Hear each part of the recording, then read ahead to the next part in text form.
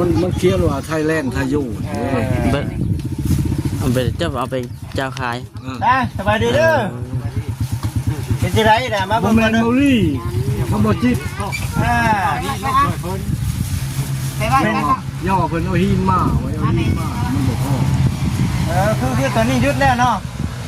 ยุดก่อนบ่มีหินยุดบ่ได้บ่มีหิน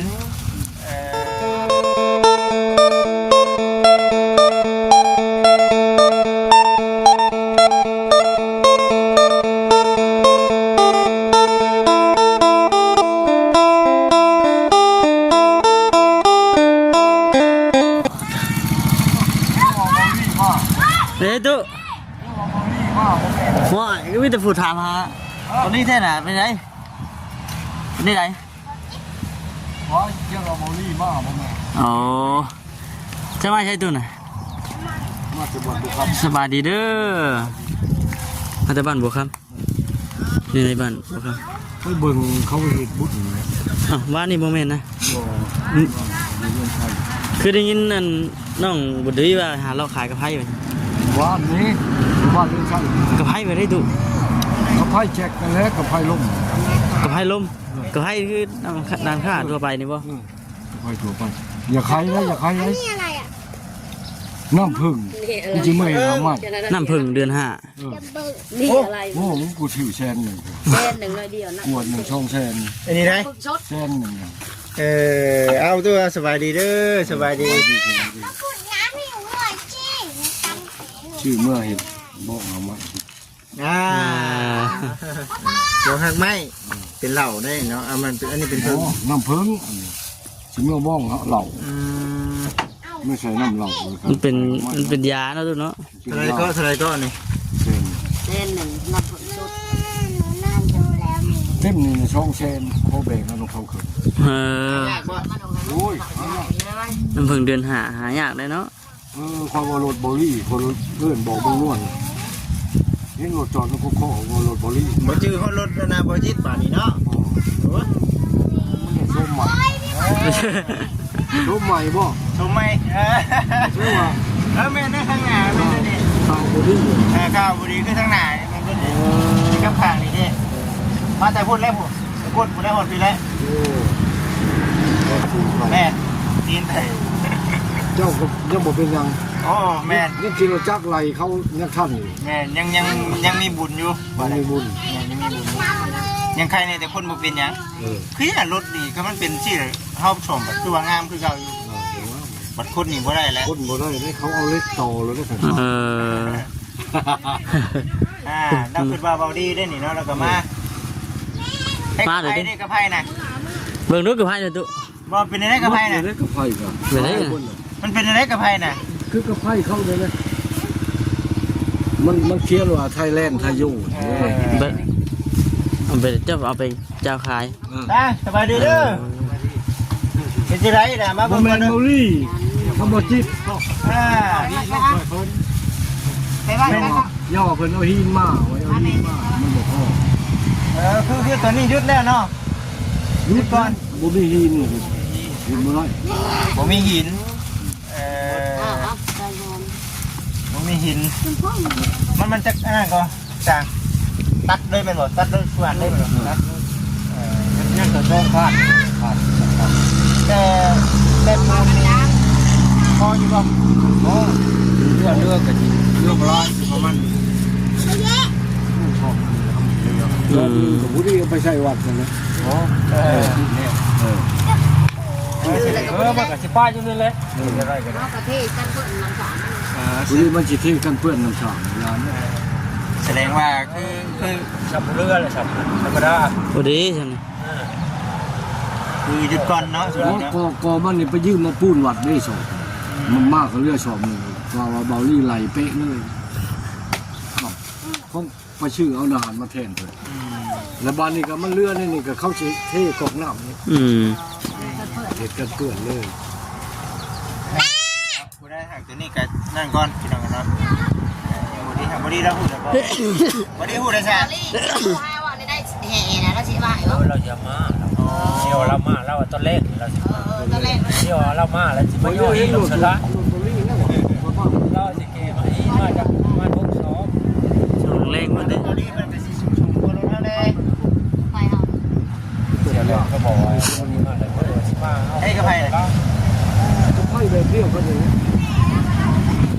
ายกระไพ่บัดบ่มีกระไพ่ใส่เนาะ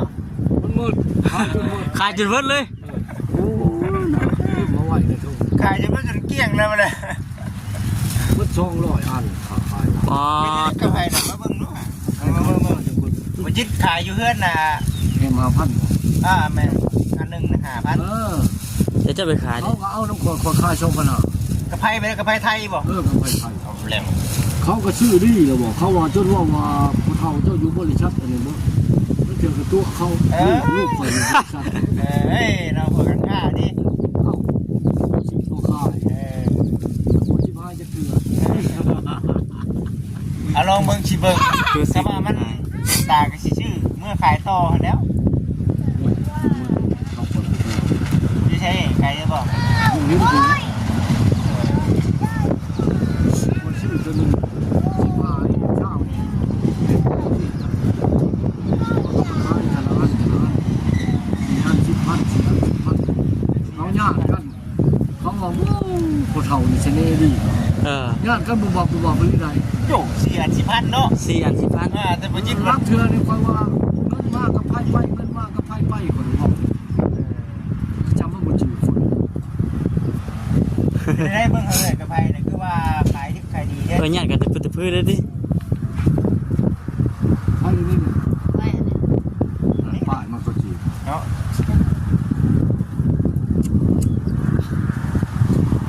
ไปมันโดนแล้วก็มา ความจริงเขาเรียกว่า มีป้ายเนาะ นี่ป้ายเขาเขียนว่าไทยยูแล้วมันมีเชี่ยงอเขาเขียนข้างไทยยูข้างไทยแลนด์ มีหนังสือไทย ชื่อสกุลนั่นแหละแล้วชื่อไทยมันก็ มีกัน นี่คือกัน มีนะบ่จิตให้น้องไม้แล้วน่ะไปแบบนี้ว่าบอกอย่าง อันนี้บ่คนละแบบ คนละแบบ อันนี้นะ5,000บอกอย่าง เขาเอาน้ำก่อนคายทหารพันกันพวกเจ้าเนี่ยมันต่างตัวนี้เราก่อนมันจะบอกไป เดี๋ยวตัวนี้กับไผเบียดบ่ของบ่จิตนี่ มันนี่ไทยแลนด์ ไปไหนของจิตบ่แม่นได้กับไผเวียดแล้วกับไผไทยด้วยเด้ตัวนี้ มันจะไม้ เนาะสมมุติว่า ดอก ชมก็ เราบี แม่นมีลูกนึง บีนี่เราเขียนว่า ของเจ้านี่บ่ มันจะลืมเลย มันมีความหมายต่างกันบ่นี่มันต่างกันอีกนี่ความหมายนี่ จุดสำคัญเพิ่นเบิ่งอยู่หั่นเลย มึงมาใช่มึง เพิ่งอันนี้คือกันบอก บ่เอาอะไรเนี่ย เจ้าบ่ได้มีหนังสือบ่ เขาคอยค่ายเนี่ยมันมีตัวอาแล้วก็อาหนึ่ง มันคือกันเด้อพี่น้องเด้อเนาะกับไผผมบ่จิตบัดยาวเนาะยาวได้ อันนี้เขาเชื่อว่าตัวนี้นะรุ่นหนึ่งตัวนี้รุ่นสองกระโตคนไทยมากก็จะชื่อน้ำข่อย เป็นว่า ค่ายโรงงานน้ำตาลว่าพระธรรมว่าจะเอากระไพ่มาจะใช้กับของจีนหรือของเวียดผมจับแล้วโบเท่าเลยโบชื่อเขาลูกบนเงามันกระจับกระไพ่มาอ่านต้นขาดอายุขาดมันก็มือนี้มันเด็กกระไพ่มา ไปบ้านผมสิ คนเข้าไปเล่นจังหวัดสมุทรสาคร โอ้เนาะ กระไพ่บ้านผมมันนี่รุ่นหนึ่งเลยรุ่นสองคนไทยหัวหน้า มันเป็นอันเดียวกันอยู่แต่ว่ามันคนละรุ่นนี่ชื่ออะไรนี่ชื่อมันอันเดียวกันเองค่ะ มันว่ารุ่นหนึ่งรุ่นสองบริษัทเดียวมันว่าครับ คนละรุ่นเนาะ รุ่นหนึ่งรุ่นสองแล้วมาเนี่ยป้า เอาก็มาเลย แล้วมาไปหายกระตุก ไปนอนวันชัดค่ะอันไปอันติดไปเพียงเหาะโรงหลับโรงเรียนพอยันรถคง นี่ว่ะลูกชายหล่าป่ะ เดี๋ยวบอกเดี๋ยวว่าอยู่ในโรงงานอยู่บน แน่นอนตอนแม่เขาบอกได้ว่าพอบอกจ้าลูกกลุ่มเราไปส่งนักแล้วก็มาอยู่กับจ้า แล้วนั้นนะมาอยู่ลำไพ่กับ ใช่เข้าใจคนกระตุกเขาก็หายคนละ10,000กระเช้าพันเขาเอามันบ่อยู่ มึงได้มึงได้ โตปัจจุบันนี้ได้ก็ลิ้น บ่จุดเด้อบ่จุดเด้อ พอเท่าเขาว่าบ่กุ้มลูกมันว่ามันก็หายแล้วเขาว่าเขาเป็นบ้าแล้วว่า อย่าไปทางไหนไปเมื่อบ้านนี่ก็แหละพูดมาหาลูกอะไร ให้นั่งอยู่กับบริษัท บักที่ยัง วันนี้บ่ แม่ใช่ทางมันจะทาง เบิ่งได้เนาะเบิ่งระวัง ไว้คือผู้ใหม่เขาเมื่อวานก็คือผู้ใหม่มันอยู่ตรงไหน เราเรียนได้ ระวังน่าจะขึ้นได้พวกใหม่น่ะเนาะ บักข้ามบักมันนะอยู่ตรงไหนบักลากบัก หัวไปก็ไป ระมัดระวังเลยเนาะเด็กน้อยคือของหมักตก ระวังว่าแน่ ผู้ใหม่แบบนี้ใครอยู่กุกตานมันจะขึ้น งูยนง่ายดิ อ้ามบอกบักใช้ผ้าขึ้นของกุกตานโอ้ ขึ้นที่ล่ะบ่ญาติบ่ เขาว่า จะตก เขา เรียนทุกบ่ ผู้ไปเห็นนี่ผู้ไปเห็นนี่ผู้เสียไม่สูงตกลงมาผู้จะซับ เป็นความรัก มันบ่อยากให้ขึ้น หัวใหญ่ขึ้นแล้ว ญาติ ต้อง ญาติตก เจ็บบ้านแล้วมันใต้ใกล้แล้วมันเจ็บแบบนี้ทรมาน เก่งครับแล้วเป็นคนพิการนั่งอยู่ก็เข้าป้อนเขาบ้าพิการอุ้ย นิดหน่อยมากขึ้นพวกใหม่ที่เราเนาะ แล้วเราก็ไป พูด อะไรบ้างอะไรอีเย็นนี่ก็หาจูดพูด ใหม่ไป ให้นิดหน่อยใกล้กับไผหลังหญ้าเนาะ เนาะ คักอยู่กับไผเราก็ได้เนาะติดคือกันเนาะใหม่คือกันเนาะกับไผกันเนาะ ไม่ได้นั่ง บ่ได้ยังเนาะ วันนี้ สิมาแบบใดก็คือกันเนาะ จูดทีเดียวก็ได้ จูดให้ก็ได้ นี่แต่หนึ่งเขามันหนึ่งบ่ได้เนาะ มันหนึ่ง คนแค่หนึ่ง นี่มันก็ไผหนึ่งเข้าเชียว มันนี่ก็ดังเข้าดัง มีหลายคนเลยบอกโอ้กับไผนี่ว่า เมื่อคายทางเจรมงเขาว่า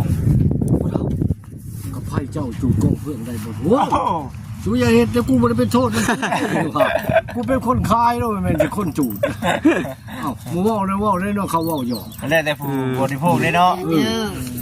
กันป่าอ้อยเขาเห็นคักตัวเองที่ตะบุกีจะแล้ววั อันนี้ ว เขาเปิดได้น้องชายเปิดได้ปัก น้ำมันยังติดไว้ดิ โอ้ยน้ำมันเนี่ยช่างเห็นคักบุบเลย เอาคือว่าเราก็มาขายนั่นพี่น้องเลยเนาะ แม่น ไฟ ขายกาแฟ ไปหึงไปถึง ขายแต่กาแฟนี่บ่ เขามีงานมาอย่างนั้นก็เขานมเขาขายก่อนช่องพ่อนเขาขายชามก่อน5,000 ได้กินอยู่บ่ล่ะกับ เล็กน้อยก็หุ่มมาชบหนึ่งได้ชาม10,000กับไพ่ได้เอ็มหนึ่ง50 ว่า นี่เบิดสีในช่องเซน ปอด จำผู้เฒ่าหาเงิน มาลงทุนได้เสียมเลย ลูกชีแอบไปช้ำเซน โอ้บ่ได้400,000เนาะเอา กับช้ำเซนก็ได้5 เซนกำไรช่องเซน แม่นบ่ บ่เฮ็ด ถือว่าเอาแล้วไปสันที เฮงงานเบาเลย สุดยอดเนาะ พอตะคายลงขึ้นระวังบุญทานเนี่ยทานคือหอมมัน20,000กว่าจะเงิน7 เซนไปมือหนึ่ง7 แอบแล้วมือจะบิด8มือที่ช่อง7เบิด15 ปอด ตั้งไปขายกระเพราเลยนี่ ว่าได้7 เซนหา2 วันเขาเต่านี่มันธรรมดาโมเมนต์ได้คู่มือก็ได้คู่มือก็หังเลย เดือน อย่าลิงเด้อ แล้วเถอะชม พวกไปขายชั่วโมงนู้น ได้ ฮะ ถ้าไปคู่มือนี่เจ้าไปบ้านไปเลย โอ้ไปซื้อชั่วโมงสิดิ สมมติว่าบ้านนี่เขาคอยเข้าไปเลยก็ไพ่ทหารบริคายเลยครับพัน ดับเลยดิ เขาบ่ชู้ แล้วก็ให้ได้นอนหลับทางเวงแล้ว แม้นคนบ่ได้ไปเลยช่องเดือนก็ไปถึงบ้านบ้านนี่ก็ได้ไปแล้วเจ้าละม่องเนี่ยเปิดไปอยู่ บ่เฮ็ด คุณแล้วเดือน5 เดือน 6ไปมา เป็นย่ามคือกันนู้เป็นย่ามเลยวะ เป็นมันเนาะ เขาชื่อชาวบ้านสมมติว่าเขา30,000คนแทนเอ็มเขาจะต้อง30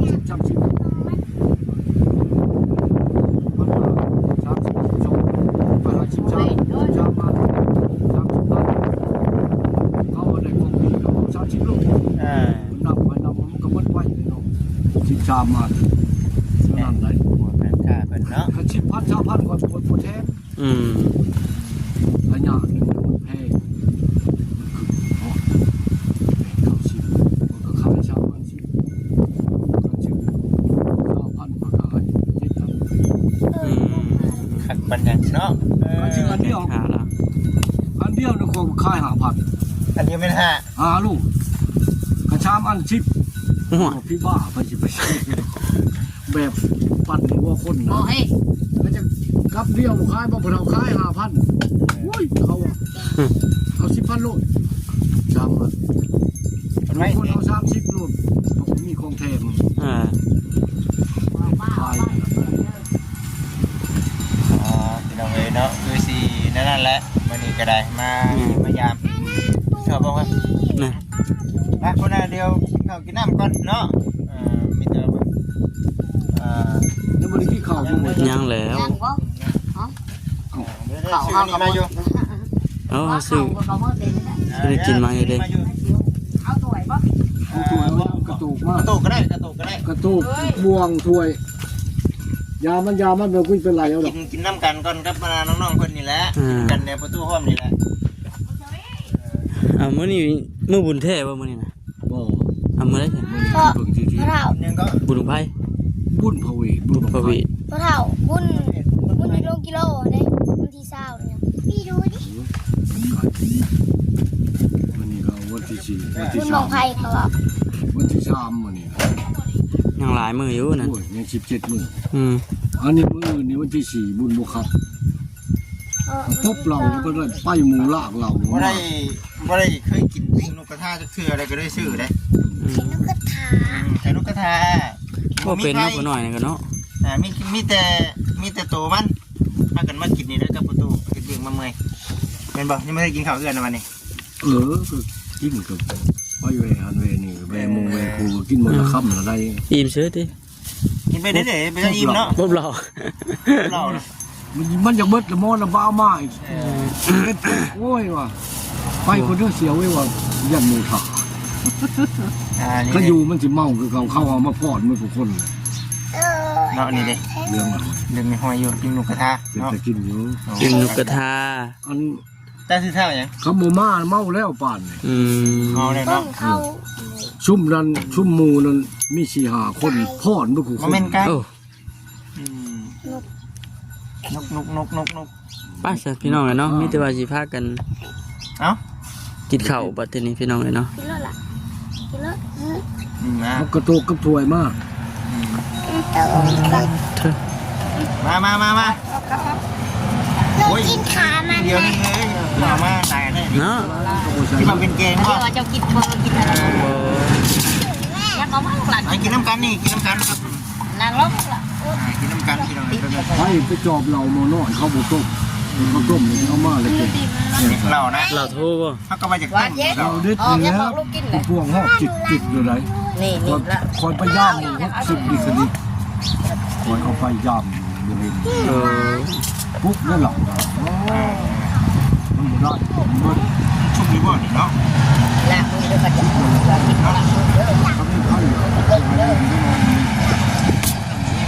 ่เวลาที่เราถึงเนาะ ไม่ได้โปรชุบบ่ ชุบดู ดัง มันเหื่อยแล้ว ดัง มันจะพอย่าม มากินน้ำกันมา โอ